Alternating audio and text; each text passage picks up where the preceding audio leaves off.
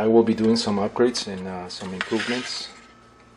There are some areas here that could be done a little bit better, and I understand that the manufacturer cannot do it all sometimes to keep costs down and to make it attractive for the person that's getting into this particular hobby.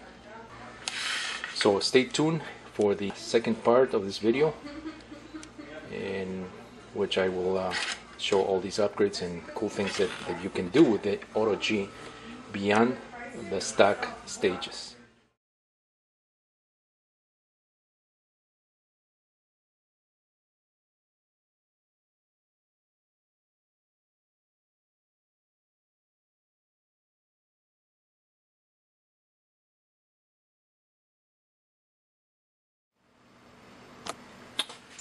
Okay, this is the second part of the video on the Autogyro 2, and this is Mario with MIA Microflight.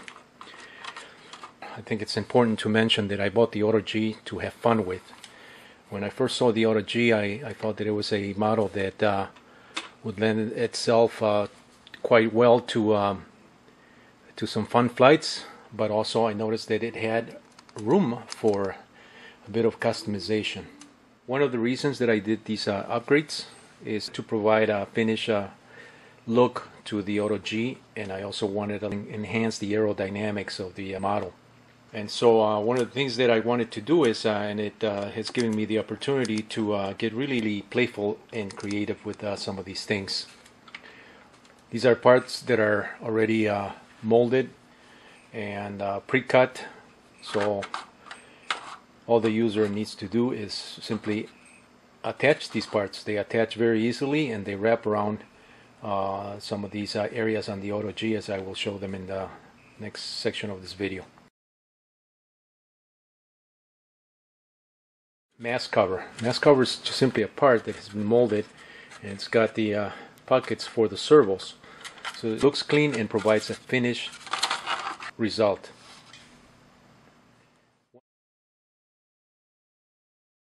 These parts come in bright green. They also come in blue, black, white, yellow, and those are the colors that blend well with the existing artwork that's on the decals on the Autogyro. We also make the same parts in red, orange, silver, and olive green, which is an army olive drab color for those of us that like army paint schemes.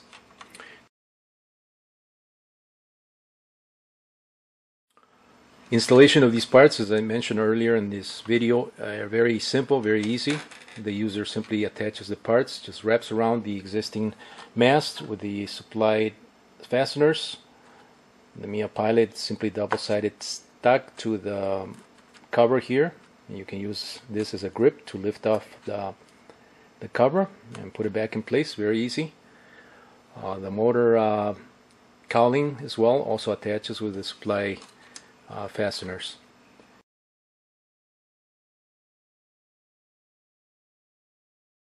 Installation of the cover for the mast is very simply done by removing the two links from the servos. You're going to need to remove the links. You're going to also need to remove the servo horns from the servos. Once you remove that, this simply just wraps around the existing mast and attaches at the back. There's a seam at the back, and it's done that way for easy installation. And remount the servo horns, remount the links, and you're set to go with that part, that section.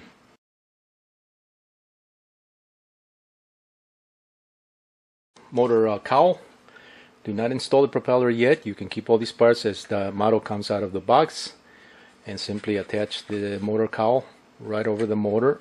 It's got plenty clearance around the motor. It's designed so that this fits nice and clean.